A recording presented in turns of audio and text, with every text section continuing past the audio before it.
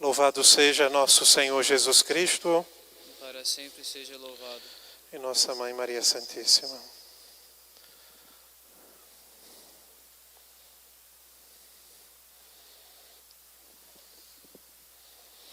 Caríssimos irmãos, certamente os senhores já perceberam como no tempo da Quaresma, de maneira muito especial, as duas leituras estão unidas por um tema. Hoje, as leituras formam como um paralelo duas mulheres, uma condenada injustamente e a outra culpada, pecadora, mas encontrada e perdoada pela misericórdia de nosso Senhor. Nas duas cenas nós vemos três grupos de personagens. Nós vemos a mulher acusada de adultério. Nós vemos juízes que aparentemente querem defender a lei de Moisés. E nós vemos um libertador. Na epístola, nós vemos o profeta Daniel. E no Santo Evangelho, que é o ponto culminante dessas leituras, nós vemos nosso Senhor absolver aquela mulher adúltera. O profeta que representa aqui a antiga lei, ele não tinha autoridade para perdoar os pecados. Ele simplesmente preserva a inocência daquela mulher que era acusada injustamente. Já nosso Senhor, o verdadeiro libertador, o nosso Salvador, ele não preserva a inocência, mas ele perdoa a miséria e o pecado. Ele lhe concede àquela mulher a graça de uma vida nova, de um perdão dos seus pecados e da sua miséria. Nós sabemos como nosso Senhor tratava com tanta dureza os escribas, os fariseus, raça de víboras, sepulcros caiados. Era assim que nosso Senhor tratava aqueles homens hipócritas, que exteriormente pareciam ter zelo pela lei, mas que interiormente estavam podres pelo pecado e pela malícia. E nosso Senhor, que tantas vezes colocou diante de todos e para a confusão dos fariseus a malícia, os seus pecados, a sua hipocrisia, agora eles conseguiram uma maneira de pegar nosso Senhor, uma armadilha para pegar nosso Senhor. E levam aquela mulher, arrastam aquela mulher pelas ruas da cidade como um prêmio, humilhando. Imaginem a vergonha daquela mulher. Imaginem a vergonha dos seus familiares. Porque pela lei dos judeus, ela deveria ser apedrejada. Escutamos na epístola, os pais, os amigos de Susana estavam chorando, indo para o julgamento. Ao deparar a desonra e também ao saber a sorte que lhe caberia, que seria a morte, o apedrejamento. Se nosso Senhor absolvesse aquela mulher, eles iriam acusá-lo de ferir a lei. E se nosso Senhor mandasse cumprir a lei, apedrejar aquela mulher,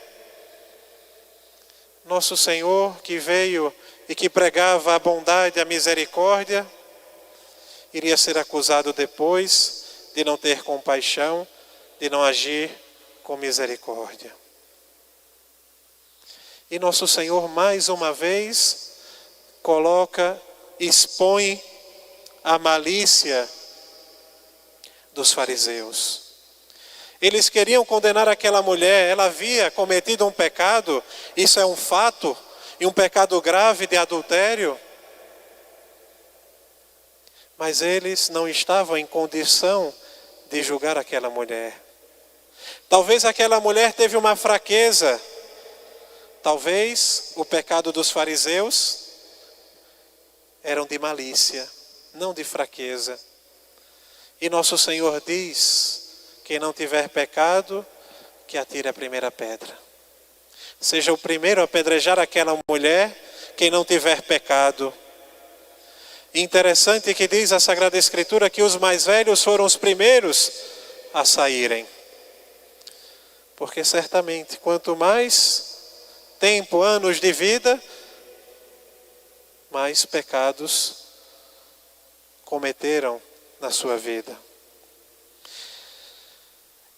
Essa mulher, caríssimos irmãos, é figura da nossa alma, que tantas vezes adultera a lei de Deus, que tantas vezes é infiel ao esposo da nossa alma, a nosso Senhor. Mas também a nossa alma é encontrada, resgatada, tantas e tantas vezes pela misericórdia e pela bondade de nosso Senhor. Quantas vezes nós recebemos o perdão dos nossos pecados? Quantas vezes o Padre nos disse no confessionário: teus pecados são perdoados, vai em paz, mas não peques mais. Esse tempo em que nós estamos vivendo de confinamento, digamos assim, forçado, que sirva também para nós refletirmos sobre as nossas confissões sacramentais. Porque quantas vezes entra ano e sai ano e nós estamos confessando os mesmos pecados, as mesmas misérias. Talvez não por fraqueza, mas talvez por falta de arrependimento. Ou talvez por falta de ascese, de exercício das virtudes, pela falta de empenho em deixar o pecado, em converter a nossa alma, que sirva para nós. Que agora estamos privados em alguns lugares da confissão sacramental, que sirva para nós de lição, de exame de consciência. Quantas vezes confessamos apenas para comungar, uma ideia totalmente equivocada. A confissão não é para a comunhão, a confissão é para a conversão da nossa vida, é para deixar os pecados. E aí sim, claro, em graça de Deus, podemos aceder assim à Santa Comunhão. Busquemos, caríssimos irmãos, a misericórdia, a bondade do nosso Senhor, que é derramada para nós como um tesouro infinito nos sacramentos da Igreja, sobretudo na Santa Missa e na Santa Confissão, que possamos valorizar mais, que nesse tempo de confinamento possamos pensar mais nesses tesouros da nossa fé, da nossa santa religião. Quantas vezes eu escutei dos fiéis: Padre, se eu tivesse mais tempo eu iria rezar mais. Pois bem, a providência enviou mais tempo. Padre, se eu tivesse mais tempo eu estudaria mais o catecismo, eu rezaria o rosário todos os dias, eu visitaria mais vezes o Santíssimo. As visitas ao Santíssimo está um pouco complicado para alguns, mas não nos impede de fazer uma visita espiritual, uma comunhão espiritual várias vezes durante o nosso dia. nessa quarentena, nessa quaresma. Peçamos a nosso Senhor a graça do arrependimento. Existiam grupos de cristãos no começo da igreja que não queriam colocar esse evangelho de hoje, da mulher adúltera, nos santos evangelhos.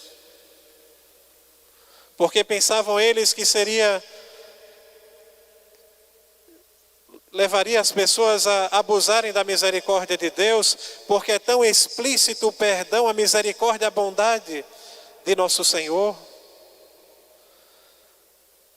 Mas talvez esses cristãos esqueciam dessas palavras últimas de nosso Senhor: vai e não peques mais.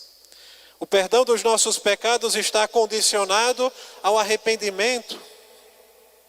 E se nós nos arrependemos de ofender a nosso Senhor, nós nos esforçamos para levar uma vida santa.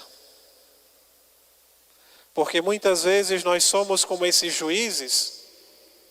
Aqueles juízes estavam condenando Susana do pecado deles, porque eles cometeram adultério.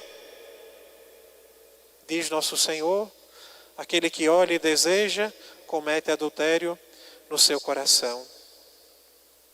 Muitas vezes somos como os juízes, como os fariseus. Aproveitemos essa oportunidade que a providência nos dá, de um recolhimento, de rezarmos mais, de pensarmos mais em nosso Senhor e de mergulharmos mais na bondade e na misericórdia do seu sagrado coração, para que aí renovemos a nossa vida e busquemos a santidade na nossa vida. Louvado seja nosso Senhor Jesus Cristo, Para sempre seja louvado. e nossa Mãe Maria Santíssima.